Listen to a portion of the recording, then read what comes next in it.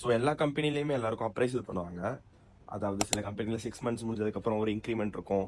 இல்லன்னா ஒரு 1 இயர் முடிஞ்சதுக்கப்புறம் ஒரு பெர்ஃபார்மன்ஸ் ரிவ்யூ இருக்கும். ஸோ அந்த டைம்ல வந்து நம்ம சொல்லணும். Why we deserve an appraisal அப்படின்னு. அந்த மாரி டைம்ல எமோஷனலா ப்ளே பண்ணவே கூடாது. இந்த மாரி வீடு ரெண்ட் இன்க்ரீஸ் ஆயிடுச்சு. எங்க அப்பா, அம்மாவுக்கு காசு குடுக்கணும். கமிட்மெண்ட்ஸ் இருக்கு. இந்த மாரி சத்தியமா ப்ளே பண்ணவே கூடாது. கம்பெனிக்கு வந்து இட்ஸ் ஆஃப் லீஸ்ட் கன்சர்ன். மாதிரி எக்ஸ்பென்சஸ் இன்க்ரீஸ் ஆனனால அப்ரைசல் வேணும்னு சொல்றது ஒரு ரொம்ப முட்டாள்தனம். ஸோ நம்ம இப்படி ட்ரை பண்ணலாம். நான் வந்து கம்பெனிக்கு ஒரு வேல்யூபிளான அசெட்.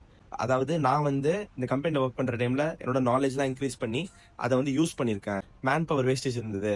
ஸோ நான் வந்து என்னோட நாலேஜ் யூஸ் பண்ணி நான் வந்து மேன் பவரை வந்து கண்ட்ரோல் பண்ணேன். லாஸ் ஆகாம பண்ணியிருக்கேன். இந்த மாதிரி நிறைய வேலிடான பாயிண்ட்ஸ் இருக்கு. பட் எமோஷனலா ப்ளே பண்ணவே கூடாது. அண்ட் இன்னொரு முக்கியமான விஷயம், கம்பெனில உங்க பொசிஷன்லயே இன்னொரு ஒரு பர்சன் ஒர்க் பண்ணிட்டு இருப்பாங்க. அவங்க கிட்ட போயிட்டு நீங்க எவ்வளவு சம்பாதிக்கிறீங்கன்னு கேட்டுட்டு உங்களை விட ஒரு 500 எக்ஸ்ட்ரா வாங்குறாங்கன்னா மேனேஜ்மெண்ட்ட போயிட்டு நானும் பண்ற வேலை இதுதான். நான் கம்பெனில இவ்வளவு நாளா இருக்கேன். அவன் என்னை விட ரூ. 500 அதிகமா வாங்குறான்னு சொல்லவே கூடாது. ரொம்ப முட்டாள்தனம். நான் பண்ற ஒர்க்குக்கு ஐ டிசர்வ் லிட்டில் எக்ஸ்ட்ரா.